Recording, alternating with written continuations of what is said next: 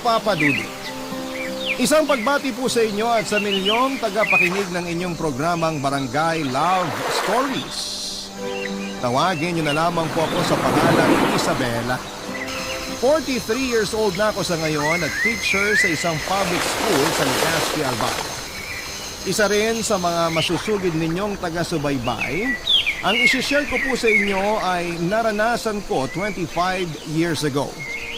Tubong Montalban Rizal po ako, Papa Dudu. Anak po ako sa pagkabinata ng aking ama. Sa poder po ako ni tatay lumaki at nagkaisip. Iniwan kasi kami ng nanay ko noong 2 years old pa lamang ako. Pakiramdam ko ay sa akin binubunto noon ni tatay ang galit niya sa aking ina. Lalo at kamukhang-kamukha ko ang nanay ko, sabi ng mga kapitbahay namin. Nakuha ko raw ang hugis na mukha niya at ang pagiging chinita. Pati kinis at kulay ng balat na parang Koreana.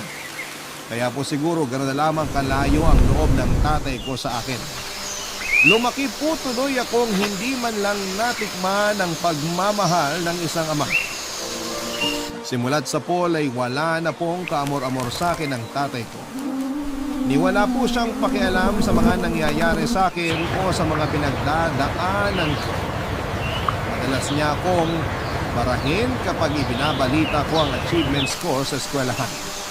Parang inis pa siya kapag magsasabit ng medal sa akin tuwing recognition at graduation day. Minsan pa nga ay sinabihan niya akong wala namang silbi ang mga medalya ko dahil hindi naman daw pwedeng pakuluan at gawing sinabawan. Hindi rin naman daw pwedeng ibenta kaya wala ring pakinabang. Consistent honor student po ako simula nung elementary hanggang high school, kaya mataas ang pangarap ko sa buhay, Papa Dudu. Gustong gusto ko pong makatapos ng pag-aaral pero hindi talaga interesado ang aking ama na tulungan akong maabot ang simpleng pangarap kong yon. Tutol siya na mag-college pa ako, Papa Dudu. Tuwing bubuksan ko ang topic tungkol sa kagustuhan kong makatapos ng pag-aaral, ay nauuwi lang sa mga panlalait niya ang usapan namin, tapos ay pagagalitan niya ako. Gagatungan pa ng madrasta ko na isa ring mainit ang dugo sa akin. Hanggang sa tuluyan na akong nawala ng gana at pag-asa na makatungtong pa ako sa kolehiyo. Hindi na ako kumuha ng entrance exam sa mga university kasi naramdaman kong wala na namang kabuluhan. Malakas ang loob ni Chamarisa na insultuhin ako at pagsalitaan ng masasakit dahil madalas naman niya iyong naririnig sa tatay ko. Minsan pa nga ay hindi man lang ito nangingilag na batukan ako at kurutin kahit sa harap ng aking ama. Alam kasi ng madrasta ko na takot ito na iwanan niya. Palibas ay wala po kasing matinong trabaho ang tatay ko kaya parang sunod-sunuran ito kay Chamarisa. Paminsan-minsan lang nagkakaroon ng gig ang banda niya. At ang kinikita nito ay kulang pa sa pambisyon niya kaya nakaasa talaga siya sa kinakasama. May boyfriend po kasing hapon ang madrasa ko na dati niyang customer noon sa Japan. Madalas ito magbakasyon sa Pilipinas at ipinapasyal naman ni Chamarisa kung saan-saang mga hotel, mga club at casino. Kaya habang ang buntot ni tatay ay hinihila ni Chamarisa ay kailangan niyang magtiis sa pagbubunganga nito. Isang araw sa huling pagkakataon ay sinubukan kong kumbinsihin si tatay na tulungan ako na makapag-college. Hindi ko akalain na darating sa puntong mauubos din pala ang pasensya ko at aabot sa hangganan ang aking pagtitimpi, Papa Dudu.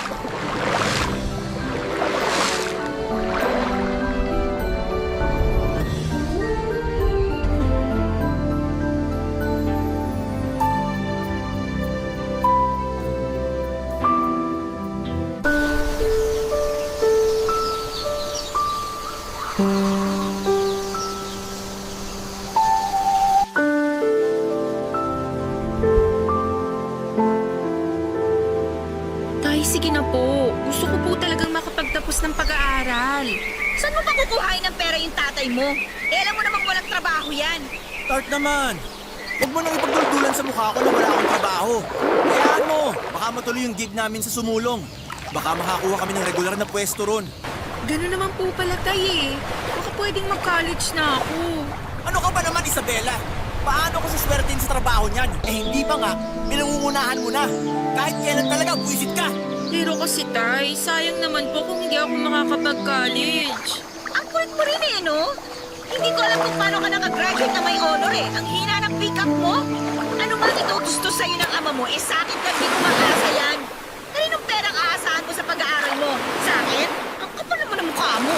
Art naman, pati ba bata papatulan mo pa? Bata pa ba yan? Damulag na yan ah.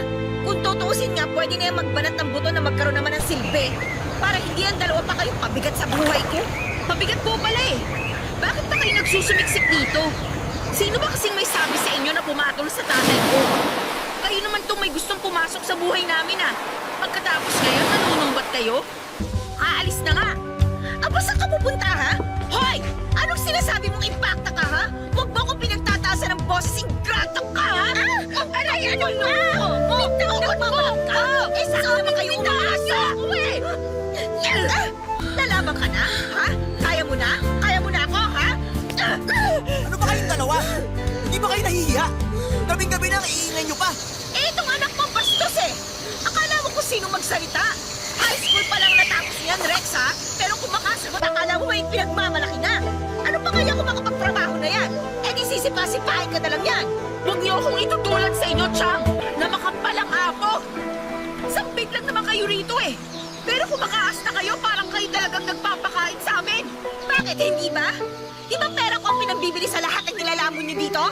Ako ang nagpapalamon sa inyong mag-ama. Si tatay ang pinapalamon mo, Chang. Pero ako, hindi mo ako palamunin.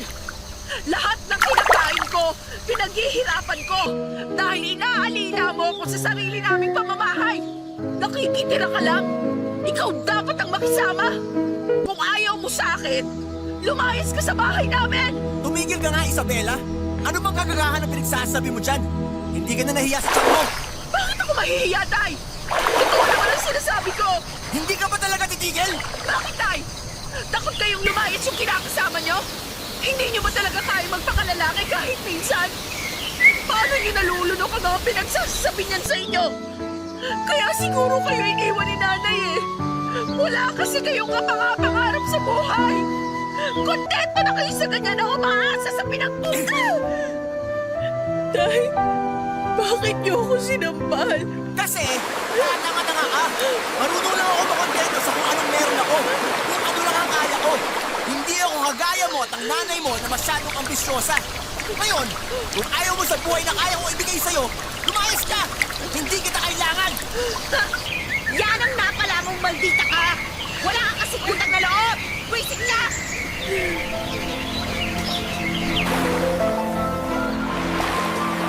Nung nakalabas ay nilingon ko pa ng isang beses ang bahay namin bago ako tuluyang umalis. Noong araw na yon, Papa Dudut, bitbit ang isang bag ng damit. Papa Dudut, masakit na mas pinili ng tatay ko noon ang kinakasama niya kesa sa akin. Para kong sinasakal sa sobrang sakit na malamang hindi pala ako mahalaga sa kanya.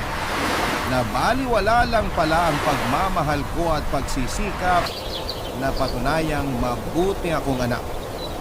Hindi ko alam, Papa Dudut, kung bakit hindi kaya ni tatay na magpakaama sa akin kahit minsan lang.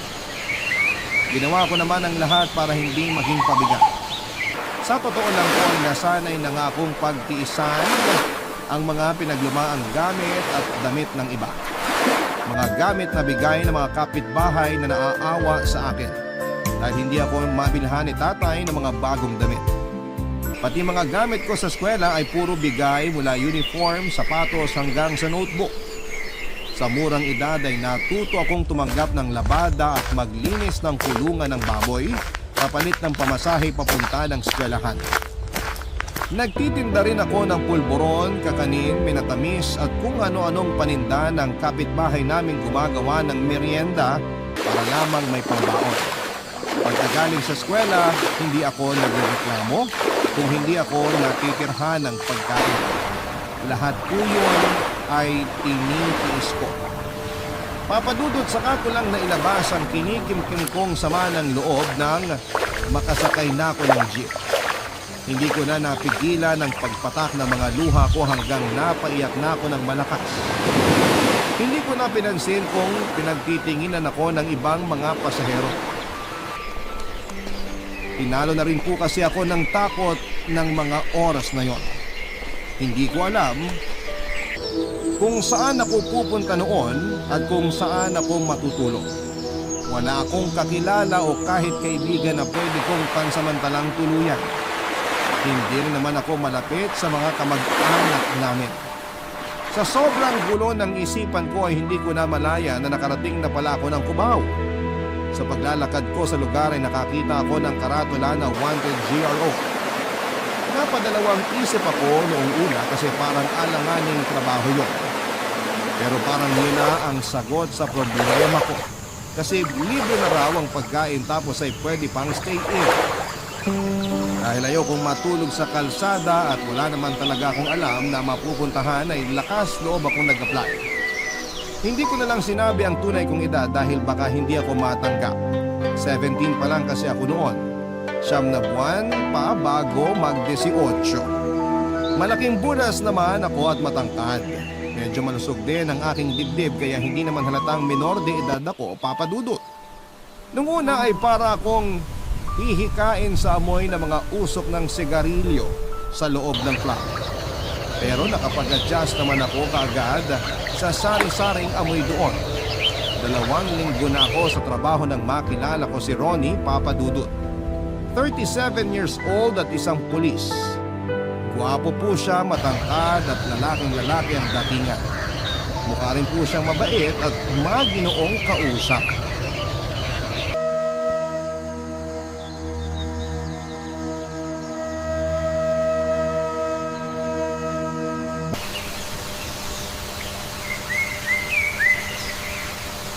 Gusto po ba? Sige na, huwag ka na mahiya. Ako ka na. Samahan mo na ako rito. Okay po. Anong gusto mo inumin? Beer o tequila? Sir, hindi ako umiinom ng alak. Okay lang ba kung pineapple juice na lang ang sa akin? Huwag mo na akong tawagin, sir. Nakakasiwa. Huwag mo lang. Nakakayos lang sa akin kung hindi ka umiinom. Mabuti na lang para makapag-usap tayo ng matuloy. Hindi naman ako yung tipong mas gusto nilalasin ng babae. Salamat ha.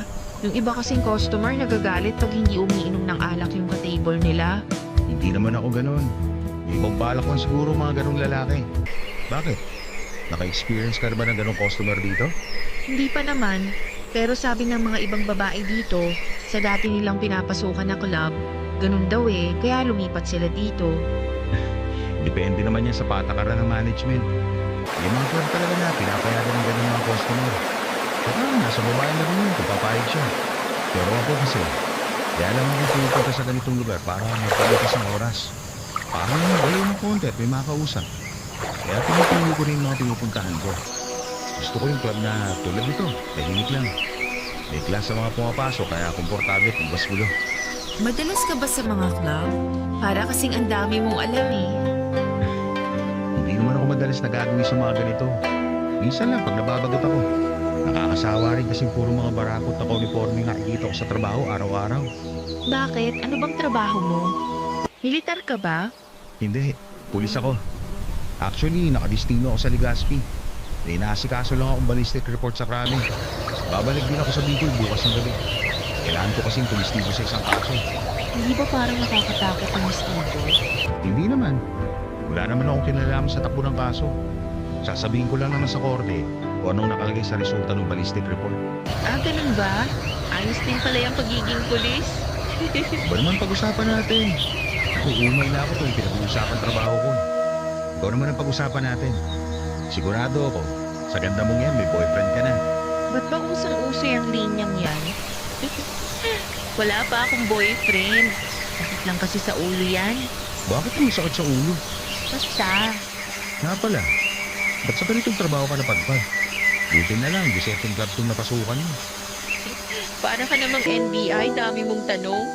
Bigay ko na lang kaya sa'yo yung biodata ko. Nakakatawa ka naman kausap. Pero seryoso ako. Gusto ko lang malaman kwento ng buhay mo. Ba't ba gusto mong malaman? Eh, hindi naman interesting ang buhay ko. Baka lalo ka lang maumay pag kinuwento ko. Hindi ako mauumay. Interesado talaga ako marinig ang kwento mo. Malay mo, kung sakali may problema ka, makatulong ako.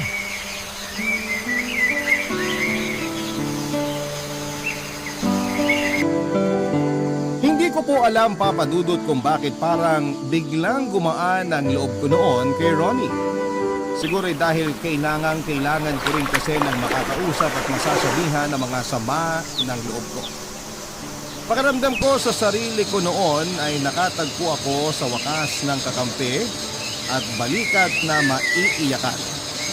Namalayan ko na lamang na nagkukwento na pala ako ng talambuhay ko sa kanya.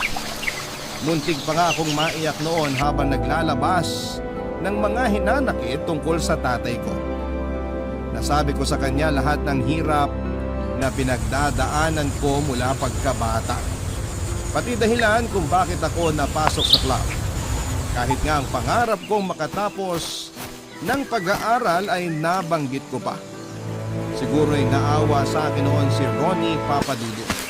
Kaya inalok niya ako ng tulong. Binigyan po niya ako ng calling card.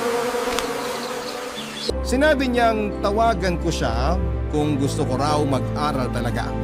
Tinanggap ko yung inabot niyang calling card pero wala naman akong balak na tawagan talaga siya, Papa Dudu. Barangay Love Stories. Barangay Love Stories. Papa Dudut, nagkita uli kami ni Ronnie pagkalipas ng 2 buwan. Bumalik po siya sa club na pinapasukan ko. Buti na lang at natsyempohan niya pa ako kasi noong dumalaw siya ulit sa club ay sakto namang pinapalis na ako ng manager namin. Nag-iskandalo kasi ang tatay ko roon at hindi yun nagustuhan ng may-ari ng club. Malas daw sa negosyo ang ganong may gulo sa pamilya. Napahiya kasi sa tatay sa mga kabanda niya noong minsang makita ako ng isa sa kanila sa loob ng club kung saan ako nagtatrabaho. Noong makumpirma na nagtatrabaho nga ako doon ay sinabi nito kay tatay at bigla naman nagulo si tatay sa club kaya nasisanti ako. Buti na lang at binigyan ako ng manager namin ng 3 araw para makahanap ng bagong malilipatang trabaho. Problema po yun para sa akin dahil stayin ako doon. Makahanap man ako ng bagong trabaho ay wala naman akong matitirhan. Paano na ang pangarap kong may pagpatuloy ang pag-aaral ko kung mababawasan pa ang kaunting perang ipon ko? Hindi ko gustong isuko na lang ng ganon ang pangarap ko. Simple lang naman ang gusto ko sa buhay, Papa Dudut.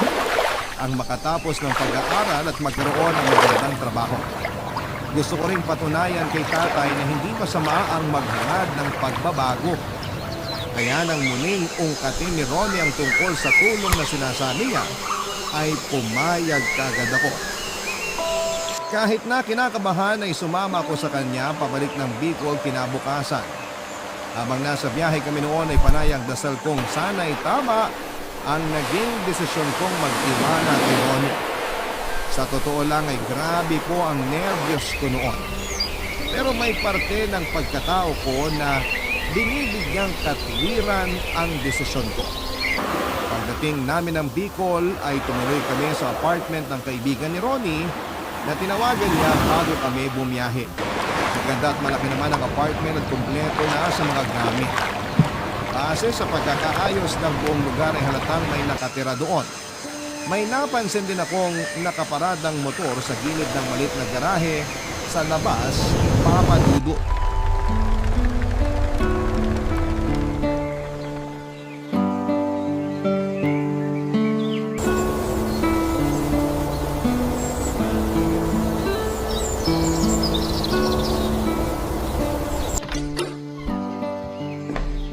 Lika, tuloy ka.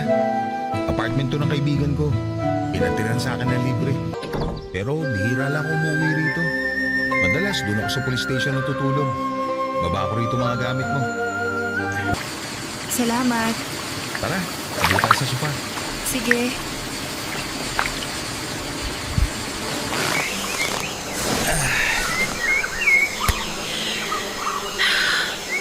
Oh, naalin mo na. Iniisip ko lang yung magiging tingin ng may-ari nitong bahay sa'yo. Kasi nga nagpatuloy ka ng ibang tao. Naitawag ko na sa kanya yung tungkol sa pagtuloy mo rito. Sabi ko, kasama ko pinsan ko, tamang pangalan. Ayaw mo na siya na may ibang tumira rito kasama ko. Pero syempre, hindi na libre. Naku, parang nakakahiya tuloy sa'yo. Ano ka ba? Di ba sabi ko, sagot kita dito? Pati pang-enroll mo ng semester, ako na bahala. Dala mo ba requirements mo? Oo, pero Ganito na lang, para hindi ka makapag-isip na kung ano-ano. Laruhin natin magiging setup natin dito. Sagot ko lahat. Tubig, ilaw, bayad sa apartment, pagkain, pati pang tuition mo. Dadalasan ko rin ng uwi rito para may kasama ka sa gabi. Huwag ka mag-alala. Dito ako sa sala matutulog. Ikaw, doon ka naman sa kwarto. Ano, okay na ba sa'yo yung ganon? okay, pero sure ka ba na dito ka sa sala matutulog? Ano ba iniisip mo? Wala akong balak na masama sa'yo. Bukal sa kalooban ko tong pagtulong ko na to. Wala akong hihingi na kapalit, kaya relax ka lang. Saka hindi naman ako manyakis. Hindi kita gagapangin kung yan ang inaalala mo. Sorry, hindi naman sa ganun. Kaya lang... Kaya lang naninigurado ka. May isang salita ako, Isabela. Kapag sinabi ko, pinanindigan ko. Kaya huwag kang kabahan. Salamat talaga ah. Pero okay lang ba sa'yo kung magtrabaho ako? Nakakahiya naman kasi kung pati mga pampersonal kong gamit sagot mo pa. Naiintindihan ko na gusto mo pa rin magkaroon ng sarili mong pera. Pero anong trabaho ang papasukin mo? Wala naman akong kakilala may-ari ng fast food dito na pwede mong pasukin kung sakali. Kaya kung GRO lang ulit ang papasukin mo, pasensya na pero hindi kita papayagan. Inalis na nga kita sa ganung trabaho tapos babalik ka pa.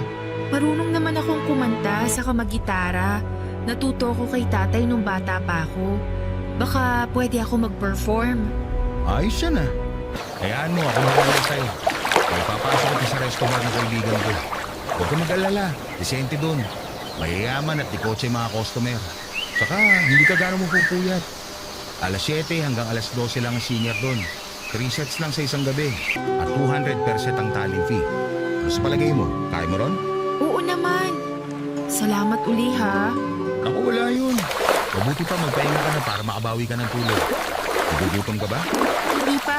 Nagbangi tayo kanina sa terminal kaya busog pa ako. O paano? Maiwan na kita rito ha. Magre-report lang muna ako sa presinto. Pag uwi ko mamaya, bibilin na lang ako ng pagkain natin para sa tanghalian. Sige, ingat ka. Pinag-aral nga ako ni Ronnie Papadudot at ipinasok sa trabaho. Wala siyang ipinangako sa akin na hindi niya tinupad. Napaka-responsable po niya at organized na tao. Alam kaagad niya kung ano ang dapat i-provide sa loob ng bahay at mga dapat pagkagastusan. Malayong malayo sa tatay kong tamad at walang diskarte sa buhay. Wala rin ako naging problema sa setup namin. Maginoo po si Ronnie. Hindi ko siya nakitaan ng kahit kaunting mali siya at hindi siya nag-take advantage sa akin. Thoughtful din po siya at sweet na tao.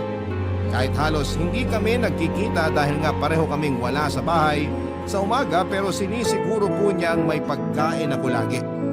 Nag-iiwan din siya ng sticker notes sa pinto ng ref at laging nagpapaalala na kumain muna ako bago pumasok sa school at resto bar.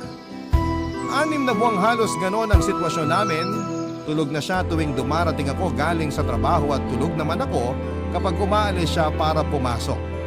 Pinatawagan ko na lamang siya sa tanghali kapag lunch break namin sa school para magpasalamat sa iniiwan niyang pagkain sa umaga at mga pasalubong sa gabi.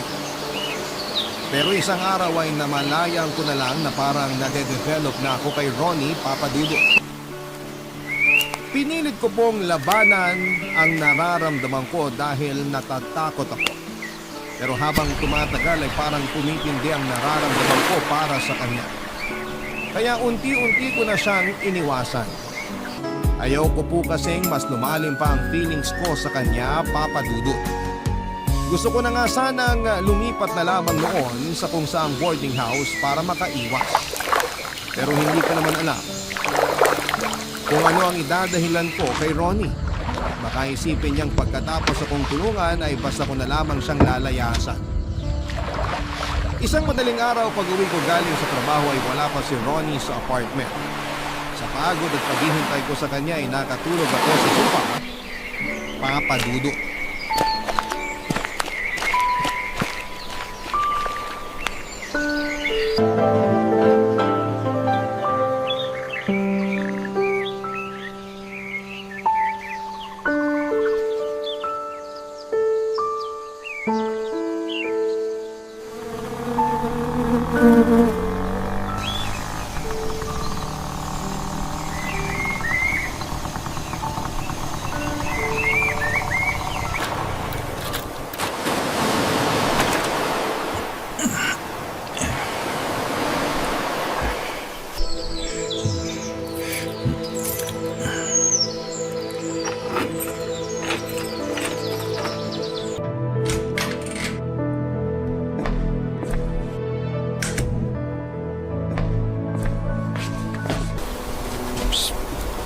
Gising ka. At dito ka natulog sa pwesto ko. Pati ka doon sa kwarto mo. Pasensya na. Hinihintay kasi kita. Nag-alala ako sa'yo. Kasi wala ka pa pagdating ko kanina ng alauna. Parang hindi ko maalala na kasama sa usapan natin na hintayin mo akong makauwi. Mukhang nakainom ka ah. May problema ka ba? Ano naman ang pakialam mo kung may problema ako? May magagawa ka ba? Tumayo ka na dyan, bilisan mo. Gusto ko na umupo. Ba't bang sungit mo? Ayan, di umupo ka. Yun, nakaupo rin. Salamat ah. Galit ka ba? Tinatanong lang naman kita kasi concerned ako sa'yo. Ako galit? Langya na yan. Ako pa tatanungin mo kung galit ako? Samantalang ikaw itong umiiwas sa akin? Dapat ako nagtatanong sa'yo niyan eh. Ano ba nagawa ko sa'yo? Ba't bigla mo na lang ako iniwasan na parang may nakakahawa ako sakit? May nasabi ba akong di mo nagustuhan? May nagawa ba ako masama? Nabastos ba kita? Sabihin mo! Para naman hindi ako mukhang gago na nag-iisip ko anong kasalanan ko sa'yo. Wala ka namang nagawang mali. Kaso lang... Wala naman pala eh. Ba't mo ako iniiwasan? Hindi mo ba alam kung may epekto sa akin ang ginagawa mo? Nasasaktan ako. Nasasaktan ako kahit hindi naman dapat. Kasi nga mahal kita. Mahal na kita, Isabela. Sorry. Hindi ko naman gustong iwasan ka. Pero kasi ano? Trip mo lang? Buisit! Kasi ayokong lalong mahulog ang loob ko sa'yo. Ano sabi mo? Natatakot kasi akong malaman mo na gusto na kita. Teka, ulitin mo yung sinabi mo? Next month ko ulitin. Sa dibo ko. Debo? Ibig mo sabihin 17 ka pala ngayon? Teka, ba't di mo lang sinabi? Ha? Hindi mo naman tinanong eh. Saka ba't ba nagagalit ka na naman? Wala. Kalimutan mo na lang mga nasabi ko kanina. Tama ka. Bata ka pa kaya mag-focus ka na lang sa pag-aaral mo. O yan, matulog ka na uli dyan sa sofa. Sandali, Ronnie. Saan ka pupunta? Sa lugar kung saan walang mga na tulad mo.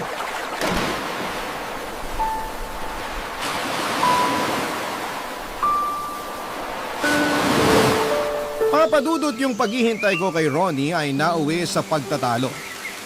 Dumating siyang lasing mga 3:00 ng madaling araw at nagkasagutan kami.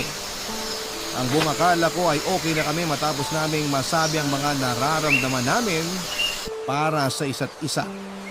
Hindi ko alam kung ano ang nasabi ko na ikinagalit niya, Papa Dudut. Pero pagkatapos ng pag-uusap namin yon ay siya naman ang parang umiwas sa akin. Bigla na lamang po siyang hindi na umuwi noon sa apartment sa presinto na siya laging natutulog. Aaminin ko, Papa Dudut, na nasaktan ako sa ginawa niya. Hindi ko kasi alam kung bakit bigla na lamang siyang nagbago. Ako naman tuloy yung nag-isip kung ano ang nagawa kong kasalanan. Kung sa bagay, naisip kong baka nga mas mabuti na ganon para masigurado ko rin ang nararamdaman ko. Baka mamaya ay nababaitan lamang ako sa kanya kasi super sweet at thoughtful niya, Papa Dudut. Pwedeng na-attract lamang ako kasi napaka-gentleman niya. O baka naman sobrang tumatanaw lamang ako ng utang na loob. Naisip ko rin na baka nakikita ko lang siyang father figure. First time ko po kasi na magkagusto at humanga sa lalaki. Kaya nalilito ako. Sa lahat ng hirap na pinagdaanan ko ay wala akong naging interes sa mga crush noong mga panahong yun. Nakapokus lang talaga ang isipan ko noon na makapagtapos ng pag-aaral. Kung paano ako kikita para may pambaon sa eskwela. Kaya wala akong panahon na magkagusto sa lalaki. Tsaka bago ko nakilala si Ronnie, may punto na ang tingin ko sa mga lalaki ay puro katulad lamang ng malupit kong tatay, Papa Dudu. Barangay Love Stories. Barangay Love Stories. Papa Dudut, mga 2 linggo na noon mula noong simulan akong iwasan ni Ronnie. Nakakalungkot kasi nag-18 ako nang hindi niya alam. Siya sana ang gusto kong kasama noong dibuko at unang beses ko sana yon na magse-celebrate, pero nag-birthday pa rin akong mag-isa. Kung sa bagay ay sanay na akong lumilipas ang espesyal na araw na baliwala lang. Pero isang gabi noon ay may isang customer na nagpupumilit na ihatid ako pagkatapos ng set ko sa resto bar. Siyempre, tumanggi po ako. Ayoko po kasi may makaalam kung saan ako umuwi. Nakakahiya naman kasi kung may lalaking dadalaw-dalaw sa akin sa apartment. Parang kabastusan yon sa part ni Ronnie dahil siya ang nagbabayad ng renta. Nakikitira lang naman ako roon. Pero nakakainis dahil napakakulit talaga ng customer na yon. Talagang pinipilit akong sumakay sa kotse niya kahit na binabara ko na siya ng matindi. Katatanggi sa alok niyang paghatid, Papa Dudut, ay buti na lang biglang dumating si Ronnie. Nagmamadali akong sumakay sa motor niya at iniwan namin yung makulit na customer at bumiyahe kami pauwi, Papa Dudut.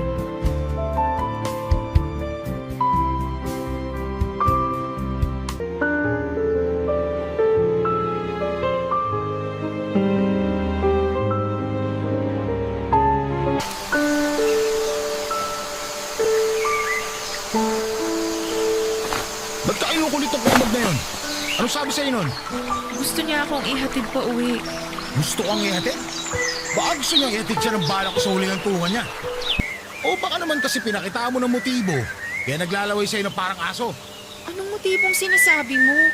Sa loob pa lang ng bar talagang makulit na yun. Lasing na kasi. Kinukulit ka sa loob ng bar pa lang? Ano sabi ni paring Eric? Wala si boss kanina eh.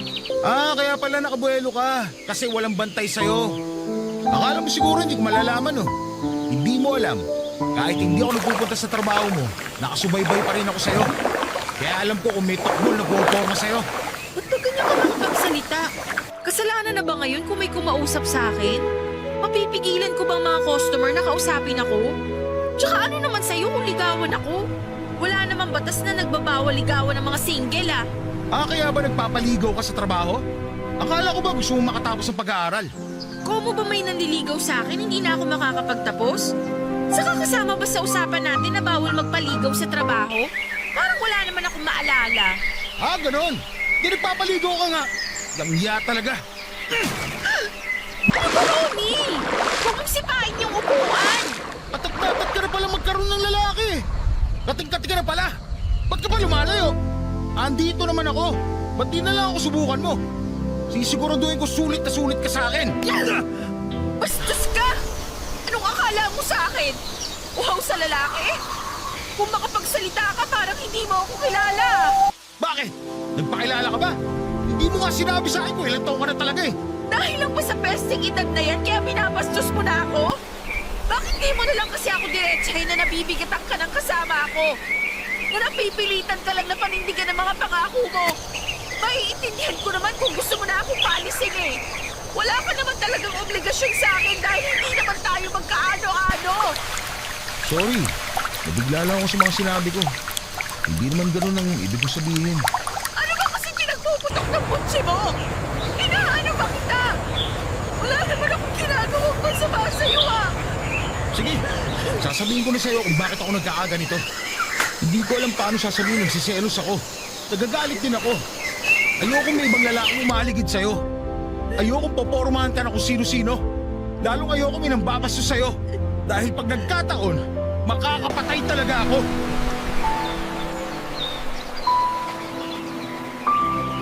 Papadudot, hindi ko alam kung ano ang meron sa mga salitang yon ni Ronnie pero damang-dama ko ang sobrang pagmamahal sa mga sinabi niya. Kaya pagkatapos ng gabing yon ay muli kaming nagkaayos. Dahil nga mahal ko rin naman talaga siya ay nagpasya na kaming iakyat sa next level ng aming relasyon. Tuluyan na po kaming nagsama na parang totoong mag-asawa. Naging maayos at masaya naman ang pagsasama namin bilang magka-live-in. Ramdam na ramdam ko ang pag-aalaga at pagmamahal ni Ronnie sa akin. Lagi siyang nakasuporta sa lahat ng bagay, lalo na sa aking pag-aaral. Siya ang unang-unang pumupuri at nakaka-appreciate sa mga ginagawa ko. Siya ang naging support system ko sa pagsisikap kong abutin ang mga pangarap ko. Kitang-kita ko sa kanya na proud siya sa bawat achievement ko, Papa Dudo. Yun ang mga bagay na hindi ko naranasan sa poder ng sarili kong ama. Sa unang pagkakataon, Papa Dudut, ay naranasan ko kung paano pahalagahan, alagaan, at mahalin. Pakiramdam ko po noon ay hindi na ako mag-isa sa laban sa buhay. Ronnie's love brings out the best in me, Papa Dudut. Kaya naman, ibinuhos ko rin ang lahat ng kaya ko para sa aming pagsasama. Saka pa lang sana naming pag-uusapan ang tungkol sa kasal kapag tapos na ako sa pag-aaral. Pero ang lahat ng planong yon ay hindi rin pala matutupad dahil sa isang hindi inaasahang pangyayari. 20 years old na ako noon at 39 na si Ronnie. Nakakatuwa sana kasi 2 years na kami noong nagsasama. Pero yun din yung panahon na dumating ang isang dilubyong sumubok sa aking paninindigan bilang babae. Natuklasan ko po isang araw na may pamilya na pala si Ronnie. Meron na siyang asawa at mga anak. Dumalaw kasi ako noon sa presinto nila para sana sorpresahin siya sa 2nd anniversary namin. Pero ako po ang nasorpresa. Pakiramdam ko na mga oras na yon ay parang nagmukha akong tanga. Sinamantala ni Ronnie ang sobrang tiwala ko sa lahat ng mga sinabi niya. Isang pulis sa presinto ang nagsabi sa akin na ang opisina ni Ronnie ay nasa crime laboratory na nasa loob ng kampo. Dali-dali akong pumunta roon para patunayan sa sarili ko kung totoo nga na naroon si Ronnie. Pero hindi ako pinatuloy ng guard sa gate noong sabihin ko kung sino ako at sino ang sadya ko sa loob. Hindi raw ako maaaring tumuloy dahil kararating lang daw ng tunay na asawa ni Ronnie galing sa Maynila at baka magpang-abot daw kaming dalawa.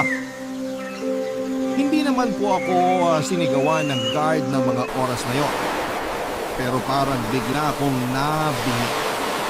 Daig ko pa ang nabagsakan ng bomba sa mga narinig ko. Dalawang kasinungalingan ni Ronnie ang natuklasan ko ng mga sandaling yun.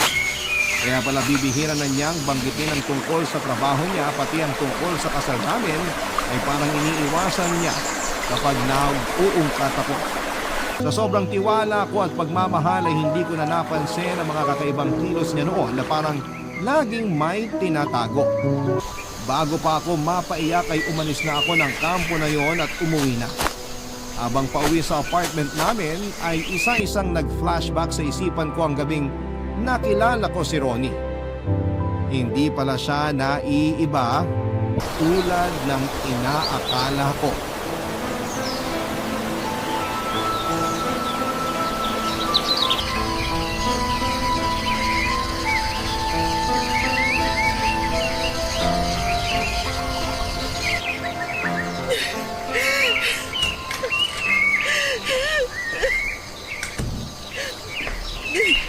Han?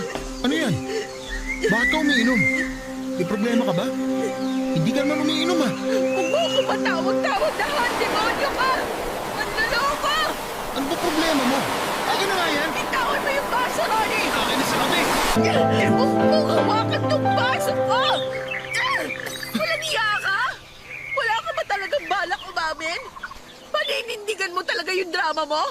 Maang-maangan talaga yung acting mo? Ano bang sinasabi mo, Han? Huwag ka na kasing umarte dyan na parang wala kang alam sa sinasabi ko! Demonyo ka!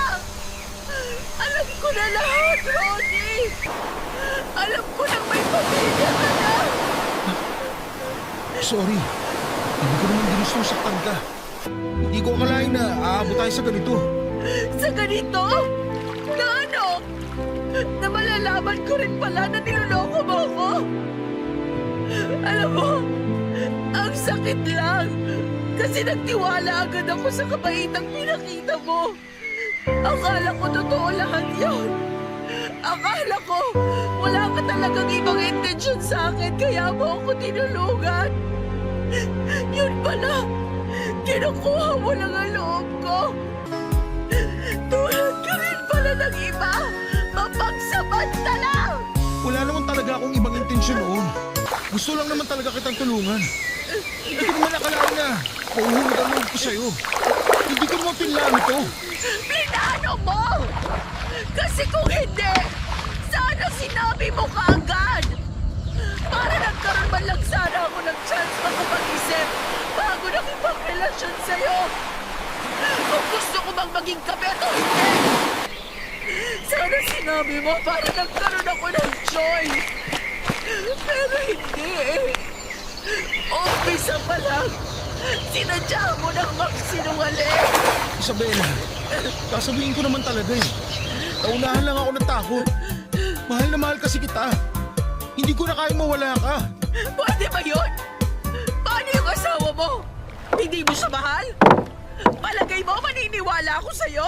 Nire-respeto ko siya dahil nanay siya ng mga anak ko. Yun na lang ang nararamdaman ko para sa kanya. Please naman, unawain mo ako. Ngayon lang ako nagmahal ng ganito katindi. Hindi ko pa ito naramdaman sa kahit sinong babae. Kahit sa asawa ko. Isipin ko pa lang na mawawala ka sa akin. Parang hindi ko na matatanggap. Huwag mo nang bilugin ang ulo ko, Ronnie! Palagay mo natutuwa ako sa sinabi mong ako lang ang minahal mo? Anong kasiguraduhan ko na hindi mo rin gagawin sa akin tong ginawa mo sa asawa mo? Kapag nakakita ka ng higit sa akin, anong assurance ko na hindi mo rin ako lolokohin? Ngayon pa nga lang, hindi mo na kayang maging tapat sa akin eh. Kaya please din, tapusin na lang natin to. Naayusin ko na mga gamit ko. Tela, please naman. Huwag mo gawin sa akin to. Mag-usap tayo.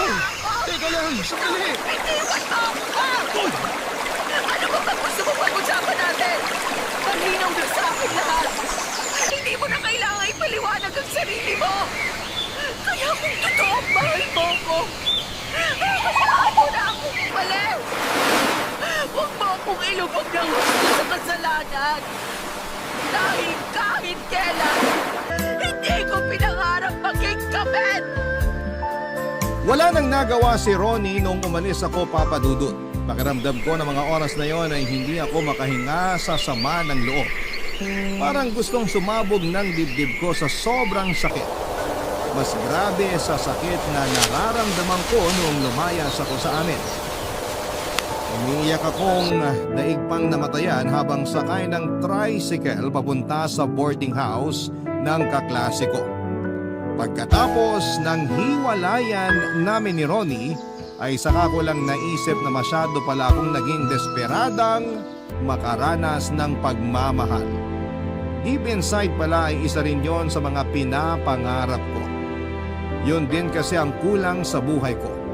Hindi ko naranasang mahalin simula pagkabata kaya nahulog ang loob ko kay Ronnie dahil pinunan niyang lahat ng kulang sa akin. Dumating siya sa buhay ko na parang knight in shining armor. Pero hindi tulad ng mga fairy tale ay hindi pala lahat ng love story ay may happily ever after na ending. Gaya na lamang ng sa aming dalawa. Kalaunan ay natanggap din niya ang pakikipaghiwalay ko. Nabalitaan ko na nagpalit na siya ng destino. Naiwan naman ako sa Bicol at tinapos ang 3 pang natitirang semester ko sa college. Nag-working student ako at tinuloy ko ang pagtugtog sa resto bar ng kaibigan ni Ronnie. Hindi naman naging kaso sa may-ari ang paghihiwalay namin ng kaibigan niya. Ipinakiusap din ako ni Ronnie sa kanya na alalayan ako. Bigyan lang ako ng trabaho hanggang sa makagraduate. Nakatulong ang trabaho kong yon para matustusan ko ang pag-aaral ko hanggang sa makapagtapos ako. Nang makapasa ako sa board exam at matanggap na teacher sa isang public school sa Legazpi, ay umuwi ako sa bahay namin sa Montalban para kumustahin si tatay. Pero napaiyak ako nang abutan ko siya na nasa nakakaawang kalagayan at nag-iisa. May sakit na ito sa atay at iniwan na siya ni Tia Marisa. Isang linggo ko rin siyang inalagaan sa ospital bago namatay si tatay, ay nakahingi pa siya ng tawad sa akin sa lahat ng pagkukulang niya. Lumipas kang maraming taon, Papa Dudut. Sa ngayon ay masaya na akong naninirahan dito sa Daraga Albay. Malapit lang po ito sa eskwelahang pinagtuturuan ko. Nakatakda akong ikasal sa aking boyfriend na hindi ko na lamang papangalanan. May mga tao na dumarating sa buhay natin ang hindi inaasahan. At kapag nagsisimulang bumuti sa atin ang kapalaran, tanggapin natin ito ng mainam at maluwag sa ating puso. Ikaw kabarangay, minsan ka na bang nagkamali at nagsisi? Dear Papa Dudut, ang second chance binibigay lamang sa mga taong deserving. Yan ang paniniwala ko noon kasi pakiramdam ko ay hindi ako karapat-dapat sa ikalawang pagkakataon na yon. Lalo na pagdating sa pag-ibig. Noong araw kasi ay laging sinasabi sa akin ng mama ko na ang mga taong nagmamadali kadalasan nagkakamali. Hindi ko po yun isinapuso kaya nga naranasan kong mabigo. At ang mga pinagdaanan kong yun ang gusto kong ibahagi ngayong araw sa programa ninyong Barangay Love Stories. Sana po ay kapulutan po ito ng aral at inspirasyon ng mga kabarangay natin, Papa Dudut. Tawagin niyo na lamang po ako sa pangalang Nerissa. 35 years old at meron po akong small business online. Bali gumagawa po ako ng personalized styro lettering and backdrop na ginagamit sa mga birthday party, binyag at ano pamang mga okasyon, Papa Dudut. Nakatira po ako at ang kamag-anak ko sa bahay ng mama ko dito sa Pasig. Pero sa susunod na buwan ay nakatakda na kaming lumipat sa Pampanga. Magkahalong excitement at kaba po ang nararamdaman ko pero mas nanaig po yung pananabik. Dahil alam ko sa sarili ko na deserve namin ng anak ko ang sinasabi kong second chance na ito. Pero bago ko po i-reveal kung ano yon, ay gusto ko po munang ikwento na minsan sa buhay ko ay naging pasaway ako. Nagkaroon po ako ng mga maling desisyon na malaki ang naging epekto sa kapalaran ko. Isa na nga po doon ay noong unang beses akong na-in-love. Nasa first year college pa lamang ako nang maging kami ni Amber. Kaklase ko siya sa kurso kong Mass Communication at minsan nasabayan sa pila sa registrar noong enrollment. Guwapo po si Amber, moreno, matangkad at miyembro ng varsity team sa campus namin. Pero meron siyang kabuntot na alias at reputasyon. At yon ay ang pagiging babaero niya. Nahuli ko na pong nalaman. Masyado kasi akong nadala sa matamis niyang salita noong niligawan niya ako. Diba sa MBSD ako, Papa Dudut, pero mahal ko si Amber. At handa akong gawin ang lahat mapatunayan lang ang pag-ibig na yon sa kanya.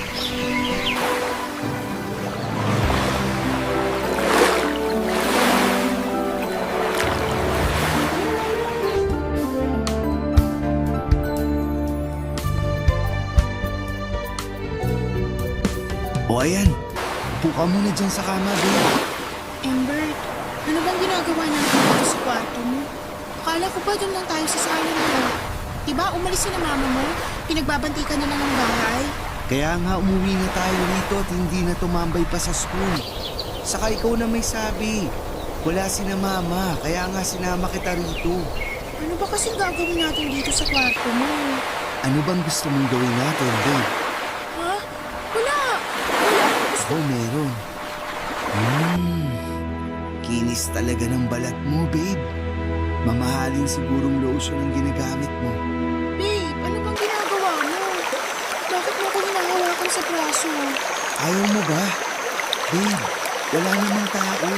Tayo lang, kaya pagbigyan mo na ako. Ambert! Arte mo naman. Ikaw nga itong hinaalikan, ayaw mo ba? Ano ba kasi gusto mong mangyari? Tinatanong pa ba yun? Siyempre gusto kong gawin na natin yung alam mo na, mag-boyfriend-girlfriend naman tayo. Walang masama dun. Anong walang masama? Di ba pang mag-asawa lang yun? Old-fashioned mo naman, babe. Puso na yun. Ginagawa na yun kahit hindi pa mag-asawa. Kaya huwag ka na mag-inarte dyan. Alam kong gusto mo rin ako masolo. Pero, natatakot ako. Natatakot saan? Dun sa ano? Hindi ko alam kung anong gagawin. Yun lang pala eh. Huwag ka na mag-alala. Kasi ako nang bahala. Tuturuan kita. Mag-e-enjoy ka, promise. Magugustuhan mo, tapos baka hanap-hanapin mo pa nga eh. Paano kung mabuntis mo ko? Hindi ka mabubuntis kasi gagamit tayo ng proteksyon. Saka alam ko naman gagawin, kaya relax ka lang dyan. Kailangan ba talaga natin gawin to? Hindi pa kasi ako handa, babe. Di ba mahal mo ako? Ha? Oo, mahal na mahal kita. Bakit mo ba tinatanong yan? Yun naman pala. Ano pa bang problema mo? Sige ka, pag hindi mo ako pinagbigyan, iiwanan kita. Babe naman, wag. Nag-overthink lang ako. Huwag ka na kasi mag-overthink. Dami mo pa kasing sinasabi dyan. Na kaso natatakot ka, hindi ka pa handa o ano. Kung mahal mo ako, ibibigay mo sa akin sarili mo, babe. Diba? Sinabi ko sa'yo na relax ka lang. Ako nang bahala. Hindi mo kailangang matakot kasi kasama mo naman ako. Mahal kita, alam mo yan. At hindi ko hahayaang may mangyaring masama sa'yo. Ayos ba yun? Hindi ka ba naniniwala sa akin? Naniniwala ako sa'yo. Yun naman pala eh. May tiwala ka rin ba sa akin, babe? Meron. Ayos naman pala lahat. Kumalma ka lang kasi. May enjoy mo rin yung gagawin natin. Basta gagawin mo lang. Huwag mong pigilan sarili mo. Kasi wala naman makakarinig sa'yo rito. Dahil tayo ng tao sa bahay. Pero, nahihiya ako eh. Kanino? Sa akin? Oo. Bakit ka naman nahihiya sa akin? Boyfriend mo ako. Oo nga, pero... Ayan ka na naman. Nag-overthink ka na naman. Halika na nga rito sa tabi ko. Bakit ba kasi ang layo-layo mo? Dali, lumapit ka sa akin. Babe, Yan, lapit ka sa akin.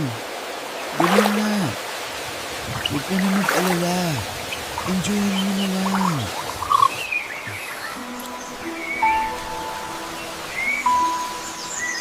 Natakot po ako na baka iwanan ako ni Amber kung hindi ko susundin ang gusto niya.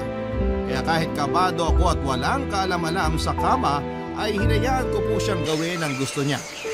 Aaminin ko na na-enjoy ko naman po katagalan, papadulo. Kaya kapag niyayaya niya ako ay mabilis na lamang sa akin ang pumaya. Kaso minsan kapag wala ako sa mood ay tatakutin niya akong hihiwalayan. Kaya sa huli binibigay ko na lamang ang sarili ko. Sa katunayan, may mga oras na nilalagnat na ako kasi masyado niya akong pinapagod. Nagkataon pa namang exam namin yon sa major subjects kinabukasan. Pero dahil hindi kami nag-review pareho ay wala kaming masyadong nasagot sa aming mga exam. Butit hindi naman kami bumagsak, kabuntik lang. Hindi ko po yun makakalimutan kasi pumasok ako sa school kahit masama ang pakiramdam ko. Dahil sa pagiging gwapo at matinik ng boyfriend ko ay marami pong kababaihan ang nalink sa kanya, Papa Dudut. At ang nakakainis pa, kahit halata naman nilang kami ay panay pa rin sila sa paglalagdi kay Amber. Minsan may inaway na nga ako at pinagsilosang taga-tourism na kapwa kandidato ni Amber sa pre-event ng university namin. Napansin ko kasi na kulang na lamang ay maglaway sa kanya ang boyfriend. Alam ko naman na maganda siya at sexy pero malandi din kasi. Nakuha pa talagang makipagharutan sa boyfriend ko, Papa Dudut. Nagresulta yon ng negatibong feedback kay Amber dahilan para magalit siya sa akin. Pero nagkabati din kami matapos kong pumayag na may mangyari sa amin noong minsang bad trip siya kasi may family problem sila sa bahay nila. Pero sabi nga nila kahit na anong pag-iingat, nangyayari pa rin ang hindi inaasahan, Papa Dudut.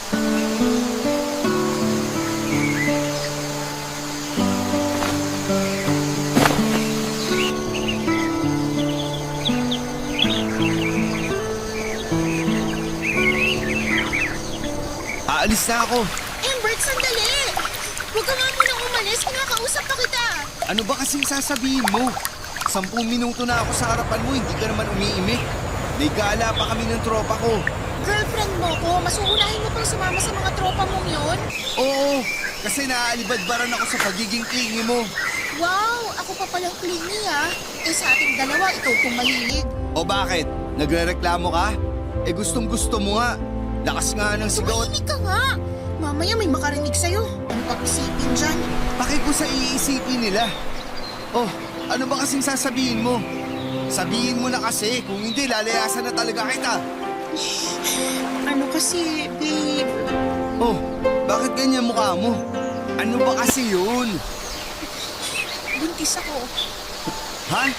Anong sabi mo? Buntis ako. Buntis ako sa baby natin, babe. Hindi ako naniniwala sa'yo.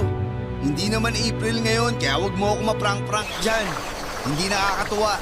Anong prank? Hindi kita pinaprank. Baliw ka ba? Ikaw ang baliw. Kasi sinasabi mong buntis ka kahit hindi. Anong kahit hindi? Ginawa mo pa ako sinungaling, siraulo ka. Delayed ako. Ilang araw na kaya kinabahan na ako. Tapos nag-decide akong bumili ng pregnancy test kit. Inulit mo ba? Baka mamaya mali lang yung result. Oo, inulit ko ng 3 beses. Tapos, nasaan na ba yun? Ito. O, ayan. Parehong-pareho, 2 linya. Ibig sabihin yan, positive. Buntis ako sa baby natin, babe. Hindi totoo yan. Layo mo nga sa akin yan. Hindi ako naniniwala dyan. Ano ba hindi maniniwala? Eh, yun na nga sa hirap ng ebidensya. Ilang beses may nangyari sa atin, di ba? Sabi mo mag-iingat ka, pero anong ginawa mo? Pinuntis mo pa rin ako. Nag-ingat naman ako. Di ko na kasalanan na may nakalusot pala.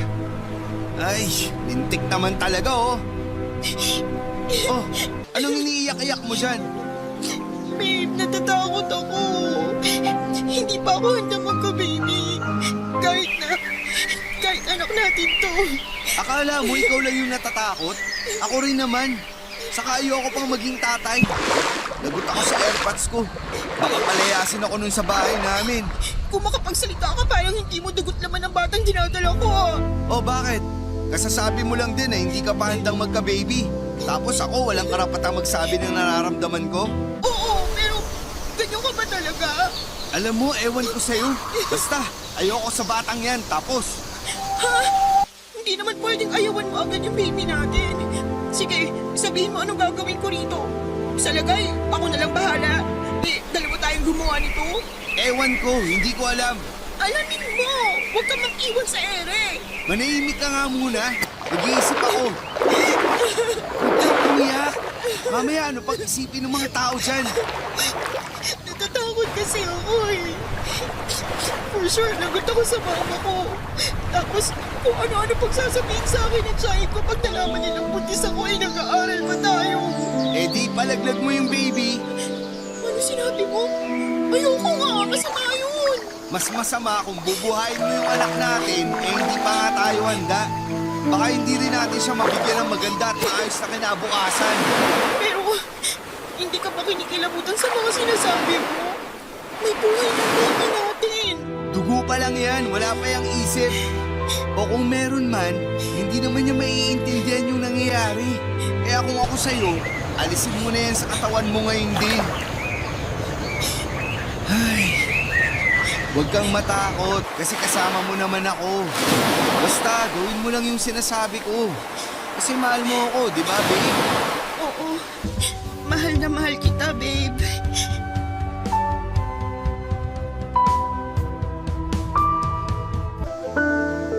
Papa Papa Dudut, stress na stress po ako nang hindi kilalanin at tanggapin ni Amber ang magiging anak namin.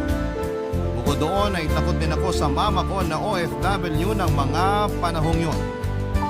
Ayoko siyang madismaya sa akin at ang masahol pa ay itakwil niya ako kasi hindi ko sinunod ang bilin niyang mag-focus sa pag-aaral ko. Yun kasi ang rason kung bakit siya nagpapakahirap sa ibang bansa para magtrabaho, Papa Dudut. Wala na kasi kaming tatay ng bababae pa, ng babae siya. Kaya si mama na lang ang magulang namin. Meron po akong isang kapatid na lalaki at nakatira kami sa tiyahin namin na walang asawa. Pero may isang anak na babae na kaedad ko rin that time. Pero hindi kami magkasundo. May pagka-intermedita ka rin kasi ang tita ko at kuya na lamang ay isumbat sa amin ng kapatid ko yung pagtira namin sa bahay nila. Kaya naman hindi kami close. Kaya nga malaki ang pinagbago ng buhay ko nang makilala ko si Amber kasi naranasan kong magkaroon ng pamilya at mga kaibigan. Pero dahil sa mga masasakit niyang sinabi ay nasaktan po ako ng husto. Kaya lang mas natakot po ako nang sabihin niya sa akin na iiwan niya ako. Kaya naman sinunod ko ang gusto niya. Oo, Papa Dudut. Pinalaglag ko ang baby namin at nagpatuloy sa pag-aaral namin. Pero noong nasa 3rd year na kami ay muli niya akong nabuntis. Hindi na po ako pumayag na ipalaglag ang magiging anak namin kasi kinain ako ng matinding konsensya. Nalaman na rin po ng pamilya namin ang nangyari kaya pinilit nila kaming pinala sa isang bubong at magsama bilang pamilya. Kinailangan ko pong magsakripisyo at huminto sa pag-aaral kasi masela ng pagbubuntis ko, Papa Dudut. Noong mga anak ako ay nawala na ako ng ganang bumalik sa eskwelahan. Hindi na rin naman nakatapos si Amber kasi mas pinili na lamang niyang mamasukan sa call center para may panggastos kami at pangkain sa araw-araw.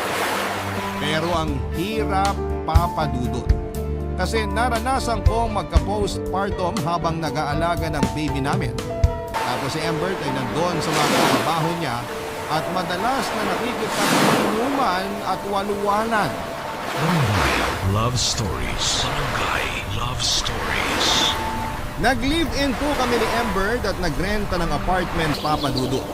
Pareho pong hindi mayaman ang pamilya namin pero laking pasalamat ko na lamang kasi inalalayan nila kami para makapagsimula. Tulad ng inaasahan ko ay disappointed sa akin si Mama pero mas maraming nasabi na masakit na salita ang tiyahin ko. Nagkasagutan pa nga kami kasi akala mo ay kung sino siya samantalang hindi naman niya ako iniluwan. Ayoko na rin pong tumira sa bahay niya kaya naman porsigido talaga akong baka bukod kami ni Amber. Kasi baka malaglag ang baby sa tiyan ko dahil sa stress, Papa Dudut. Pero hindi po naging madali ang lahat. Lalo na noong nagbuntis ako at dumoble ang hirap ng mga anak na ako. Wala kasing umaalalay sa akin o gumagabay man lamang, Papa Dudut. Nag-uusap naman kami ni Mama sa call pero dahil busy rin siya sa trabaho niya, ay minsan lang po yun. Tapos ay pumapasok pa si Amber kaya madalas akong walang kasama sa inuupahan namin. Kahit na pagod at payat ako ay kailangan kong kumilos kasi may anak na ako. Bukod doon ay pinagsisilbihan ko rin po si Amber. Inaasikaso ang pagkain namin, nilalabhan ang mga damit namin at naglilinis ng bahay. Ayaw ko ni Amber ng marumi at madalas niya akong pinapagalitan kapag may hugasin sa lababo o alikabok sa paligid. Minsan pakiramdam ko, hindi niya ako live-in partner o nanay ng anak niya. Kasi kung pagsalitaan at tratuhin niya ako ay parang kasambahay. Pero hindi naman niya ako pinapasahod. Doon na po ako nagkaroon ng depresyon pero nilabanan ko yun ng mag-isa, Papa Dudut.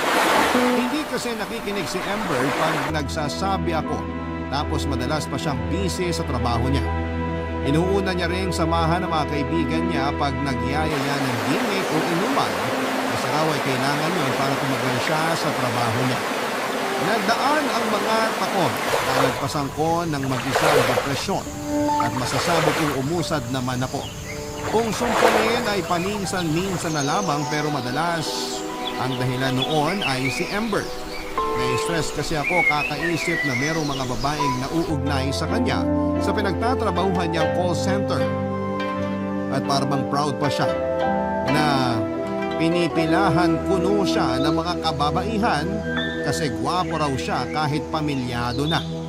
Dahil doon ay tumindi ang insecurity ko sa katawan at lumala ang pagiging selosa at mapaghinala ko, Papa Dudut. Madalas ko siyang inaaway, bagay na hindi niya kinakatuwa ng mga panahong yon, Papa Dudut.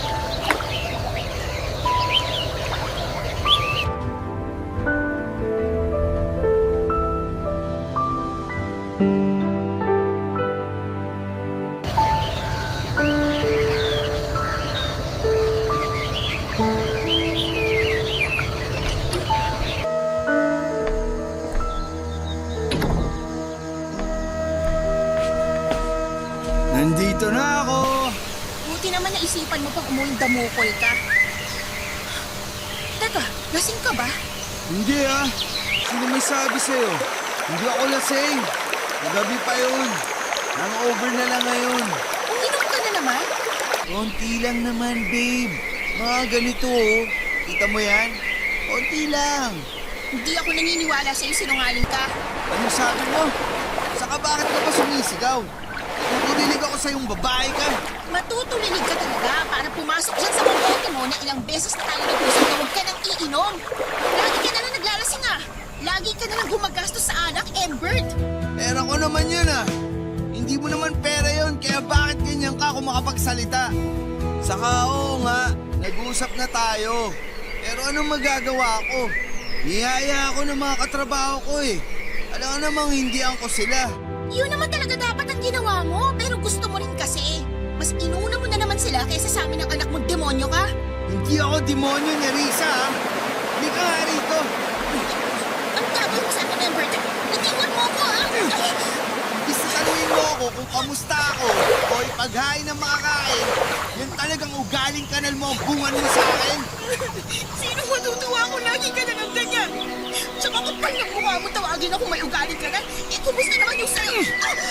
Di talaga titigil yung madaldal mong buhanga. Paduduguin ko yan. Bitiwan mo nga ako! Bitiwan mo ako, Embert! Eh, sige.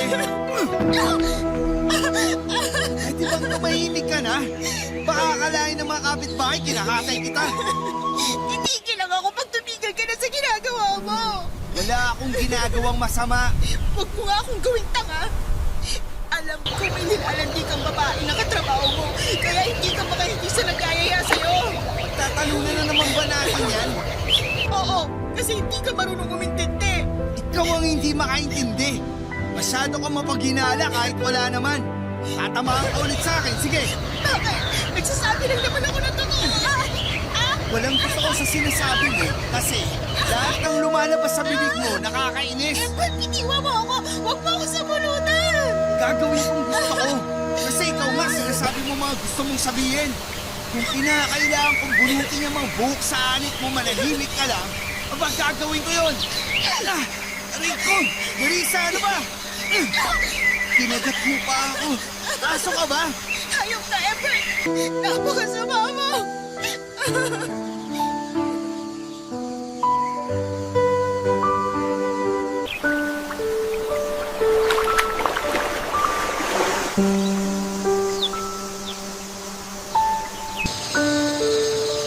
Papa Dudut, yun po ang unang beses na nasaktan ako ni Ember. Kaya naman magkahalong gulat at takot ang namayani sa akin. Pero hindi po yun ang huli dahil nasundan pa ng nasundan. Hindi na lamang suntok o sampal ang natatamo ko sa kanya, may kasama na ring tadyak at untog sa pader. Sinikmuraan na rin niya ako dahilan para sumuka ako. Kasi lasing siya noon at mainit ang ulo sa isang bagay na hindi ko na maalala. Puntodo rin siya nang sabi ng mga masasakit na salita sa akin na para bang hindi niya ako kinakasama. Nawala na po yung respeto niya sa akin bilang isang babae at nanay ng anak niya. Bukod doon ay pinagbantaan niya pa akong pipilayan sa oras na magsumbong ako kanino man, lalong-lalo na sa mama ko. Kaya nga naging tikom ang bibig ko sa tuwing nagkakausap kami ng nanay ko sa video call. Ang sakit-sakit sa dibdib dahil hindi ko maisumbong sa kanya ang mga pinaggagawa ni Ember. Wala rin po ang adiksyon niya sa pag-inom ng alak papadudot. Halos sa linggo-linggo na lamang nilang gimmick na mga katrabaho niya na pupunta ang sweldo niya. Hindi niya rin pala ako pinaghahawak ng pera simulang nagsama kami kasi wala raw siyang tiwala sa akin. Kaya nga wala akong sariling pera at ultimo pambili ng maayos na damit ay hindi ko kaya. Hindi rin naman siya yung tipo ng lalaki na pala regalo sa akin. Kumagay ayos na meron kaming kinakain ng anak niya. Doon ako nagsimulang mag-business ng styro lettering na unang tinuro sa akin ng kapitbahay namin. Pero dahil wala pa akong sariling gamit, ay kinatulong na lamang muna niya ako at binibigyan na lamang ng komisyon. Kaya ang laki din ang tampo ko kay Ember dahil hindi man lang niya ako maregaluhan kahit lipstick noong birthday ko. Ni binate ay wala. Tapos sinasaktan niya pa ako. Ilang buwan ko pong tiniis ang pagmamaltrato niya bago ako nagising sa katotohanang mapapatay niya ako. Posible niya ring saktan ng anak namin kung patuloy pa akong makikisama sa kanya. Papadudot.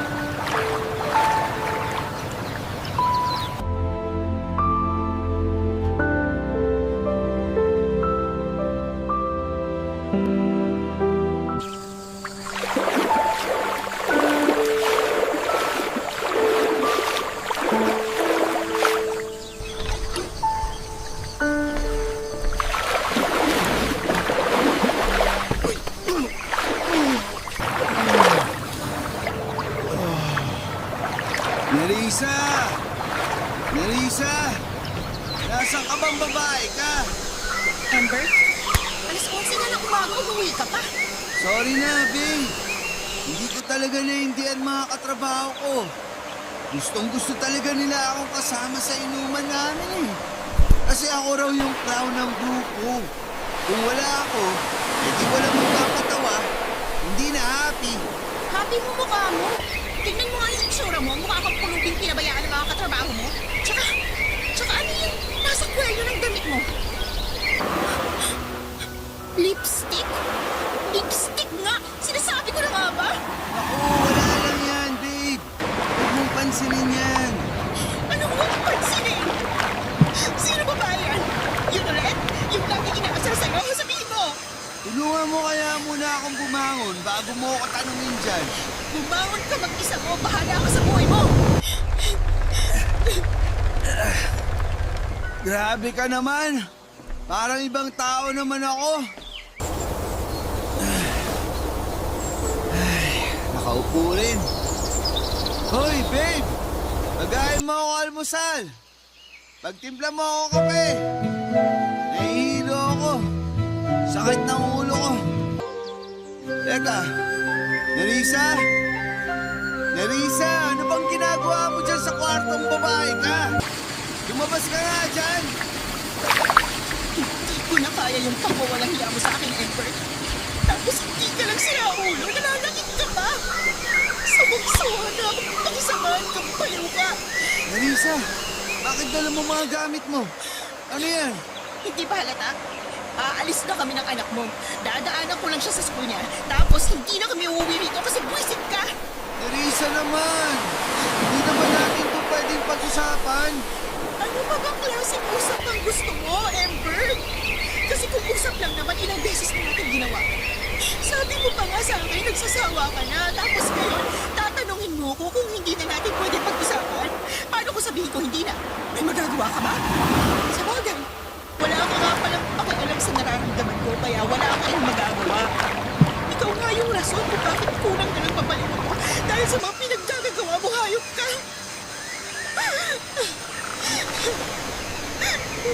Napakasama mo, Ember. Hindi ka na nga mabuting ka-live-in partner sa akin at tatay sa anak mo. Nakuha mo pa ako saktan at iputan sa ulo. Hindi talaga hindi tayo kasal kasi nakakasukang talhin ang apelido mo. Aalis na ako. Aalis na kami ng anak mo. Huwag mo na rin kaming piliting bumalik sa'yo kasi ubus na ako. Nerissa, please! Huwag mo naman gawin sa akin to. Babe! Huwag mo ako iwanan! Magbabago ako! Para sa'yo! Para sa anak natin! Siraan na lang tuktok ko kung maniniwala pa ako sa'yo. Diyan ka lang umasta. Nakipaghiwalay po ako kay Embert at sinabi ko sa mama ko ang mga pinaggagawa niya sa akin, Papa Dudut.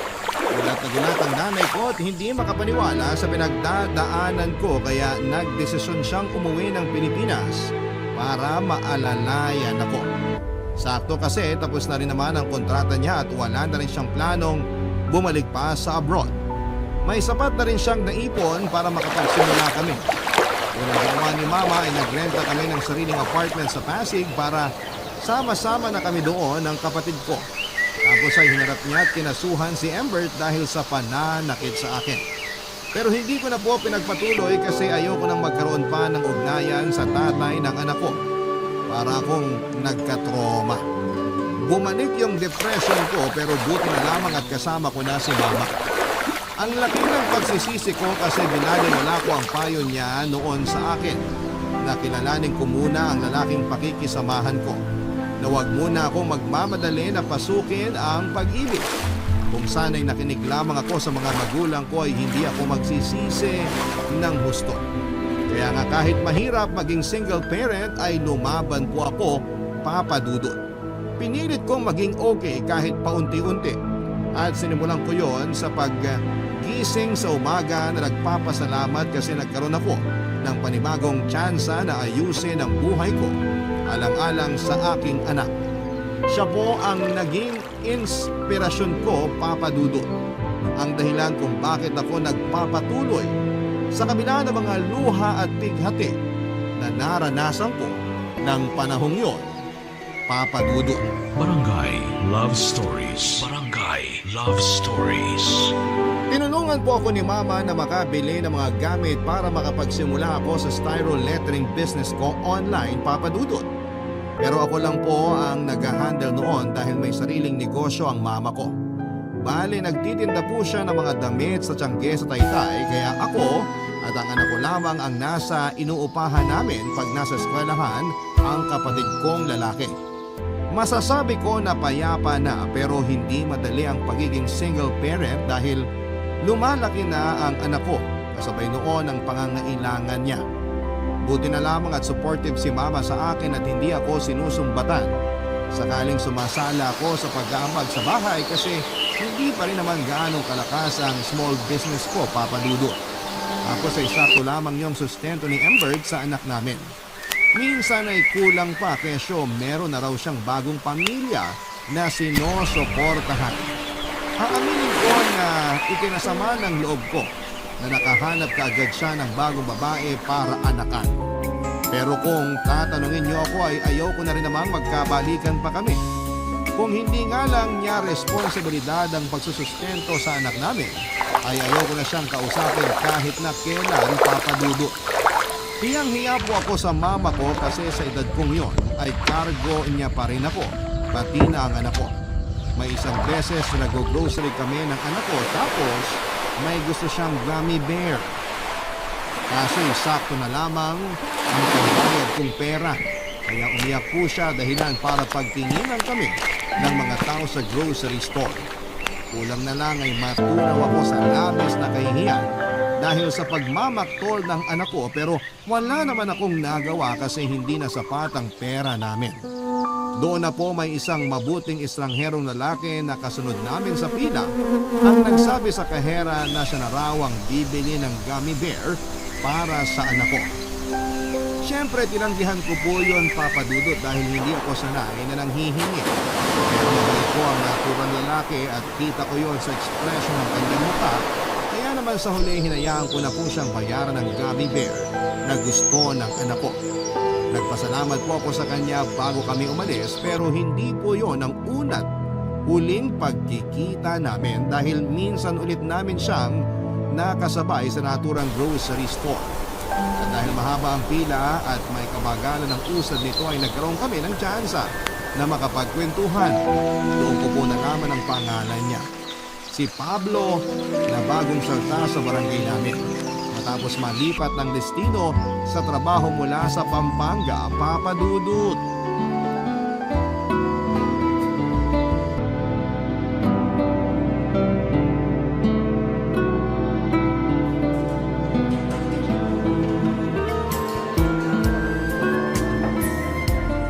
Buti na lang pumayag kang lumabas kasama ako, Nerissa. Bakit naman hindi? Wala namang masama.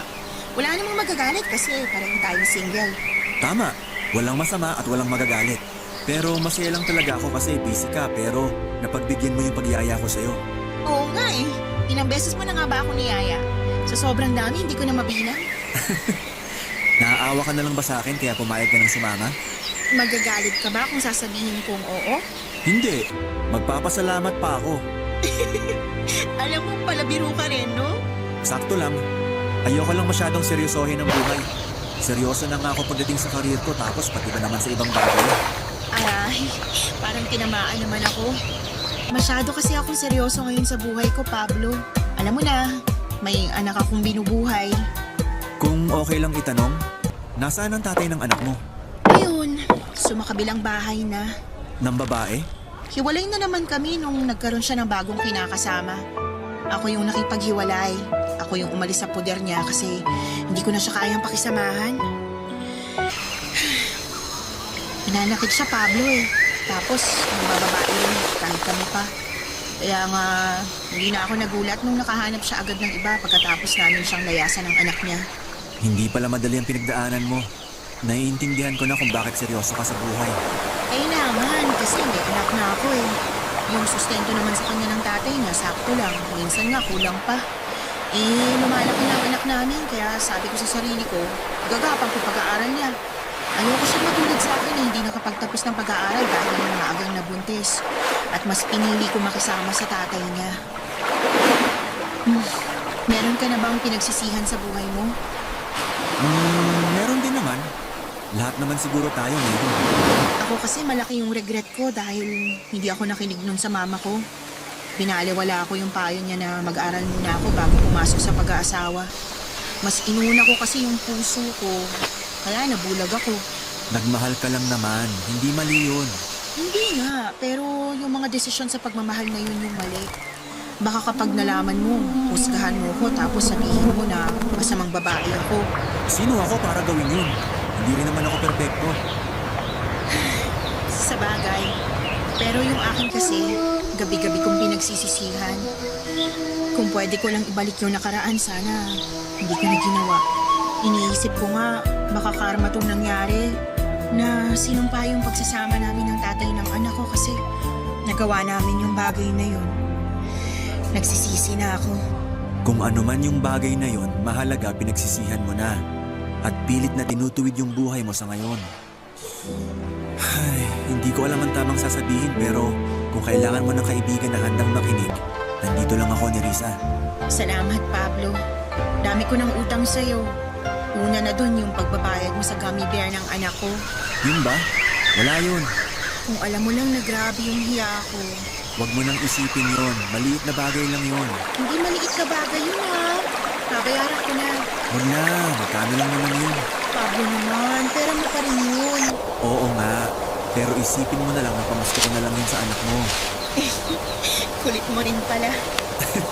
Alam mo yan, ilang beses kitang kinulit para lang pumayag ka lumabas kasama ako. Oo nga, pero hindi naman ako napipilitan. Bukod sa loob ko na lumabas kasama ka. Mabait si Pablo, guwapo at manumanay magsalita.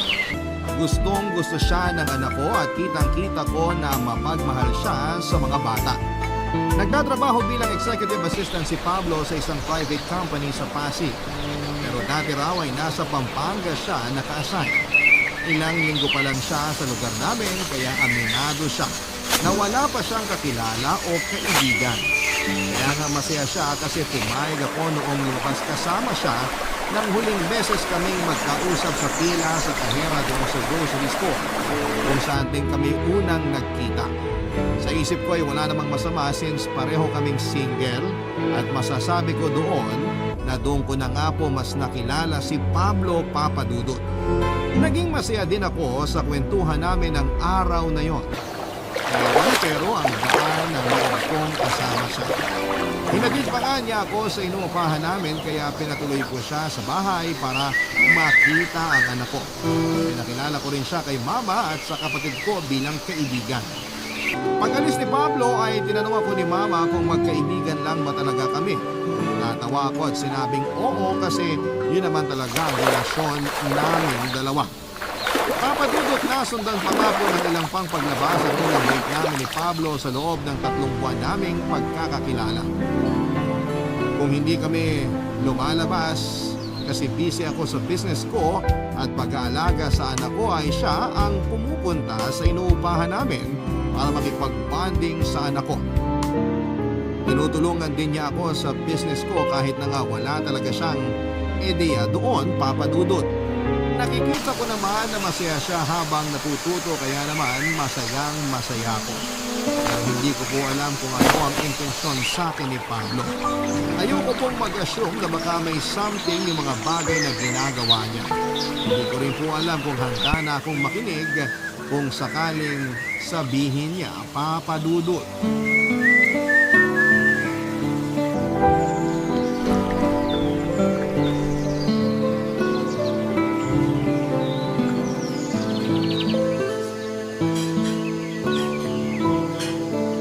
Mukhang mamahalin dito, Pablo ah. Anong meron? Oo, kasi espesyal ang gabi na to, Narisa. Ha? Sabihin mo na kasi anong okasyon. Birthday mo ba? Kasi kung oo, sorry. Wala man lang akong regalo. Hindi ko birthday. Ano ba kasing selebrasyon? Gusto ko lang i-celebrate yung pagkakaibigan natin. Sa ganito ka mamahaling restaurant, wala akong pambayad dito, Pablo. Ako na bahala rito. Treat ko. Kaya gagawin mo lang, mag-relax at i-enjoy ang food. Sige, pero hindi ako naniniwala na pagkakaibigan lang natin yung gusto mong i-celebrate. Kasi ayos lang naman sa akin kahit doon lang tayo sa may tusok-tusok. Kaya sabihin mo na yung totoong dahilan kung bakit dinala mo ako sa napakagandang lugar natin, Pablo. Wala talaga ako maitatago sa'yo. Kaya nga, naghihintay ako. Ang totoo, Nerissa, may sasabihin talaga ako sa'yo. Okay, nakikinig ako. Paano ba to? Aaminin ko na matagal kong pinag-isipan kung sasabihin ko ba sa'yo to o hindi. Kasi natatakot ako sa magiging reaksyon mo sakaling malaman mo. Pero hindi ko na kasi kayang sarilinin pa. Naiintindihan ko, Pablo. Huwag kang matakot kasi ako lang naman to. Okay. Ang totoo, gusto kita, Nerissa. Gusto kita ng higit pa sa isang kaibigan. At plano ko sanang ligawan ka. Pablo, kasi alam mo namang kagagaling ko lang sa hiwalayan, diba? At ang focus ko ay yung buhay namin ng anak ko. Alam ko. Kaya willing ako maghintay hanggang sa maging ready ka na. Hindi ko alam kung kailan ako magiging handang umibig ulit. Yung totoo, special ka rin sa akin. Pero hindi ako sigurado kung ako yung babae na karapat-dapat mong mahalin. Bakit naman? Dahil sa mga bagay na pinagsisihan mo? Kasama na yun, oo. Tsaka, natatakot ako. Paano kung hindi pala para sa akin yung pagkakaroon ng katuwang sa buhay? Minsan na akong nagkamali nung umibig ako. Hindi mali ang umibig. Maling lalaki lang ang minahal mo. Tsaka naniniwala ako na deserve mong mahalin kasi mabuting tao ka. Mapagmahal na nanay sa anak mo. Oo, may nagawa ka ng mga bagay na pinagsisihan mo katulad ng kinuwento mo sa akin. Pero lahat ng yun, nasa nakaraan na. Alam mo kasi marami kang pinarealize sa akin, Pablo. Kaya nga nagpapasalamat akong nakilala kita eh. Sana mahintay mo ako hanggang sa maging handa na ulit akong magmahal. Oo naman. Mahalaga ka sa akin. Pati na yung nararamdaman mo. Mahalaga rin sa akin ang anak mo at yung kapakanan niya. Kaya nga handa kita hintayin na muling buksan yung puso mo na magmahal ulit. Nerissa, sana pagkatiwalaan mo ko na hindi kita sasaktan. Tulad ng ginawa sa'yo ng dati mong kinakasama. Handa ko yung patunayan sa'yo. May tiwala ako sa iyo, Pablo. At naniniwala ako na mas mamahalin mo sakaling dumating yung panahon na pwede na maging tayo. Alam ko po na may espesyal ng bahagi si Pablo sa puso ko nang aminin niyang gusto niya ako, Papa Dudut. Pero alam ko rin sa sarili ko na hindi ko pa kayang makipag-commit ulit dahil pinagaling ko pa lamang sa pakikipaghiwalay. Pero ayoko namang habang buhay na mamalagi sa nakaraan at patuloy na sisihin ang aking sarili sa mga maling desisyon na nagawa ko. Tama si Pablo. Hindi mali ang umibig. Maling tao lang yung minahal ko. Kaya nga pagkaraan ng ilang buwan ay masinsilang iniisip at pananalangin at pagsangguni sa mama ko at sa aking anak ay pinayagan ko na pong manligaw sa akin si Pablo. At hindi nga nagtagal ay sinagot ko na nga siya at opisyal nang naging kami. Papa Dudut, walang pagsidlan ng kaligayahan sa puso ko kasi binigyan ako ng second chance na magmahal at mahalin. At ngayon na ikakasal na kami ni Pablo ay hindi na ako makapaghintay na gugulin ang habang buhay kasama siya. Maraming salamat po sakaling mapili po ninyong i-ere ang istorya ng buhay ko at sana'y kinapulutan po ito ng aral at inspirasyon ng mga kabarangay natin na tulad kong avid listener ng Barangay Love Stories.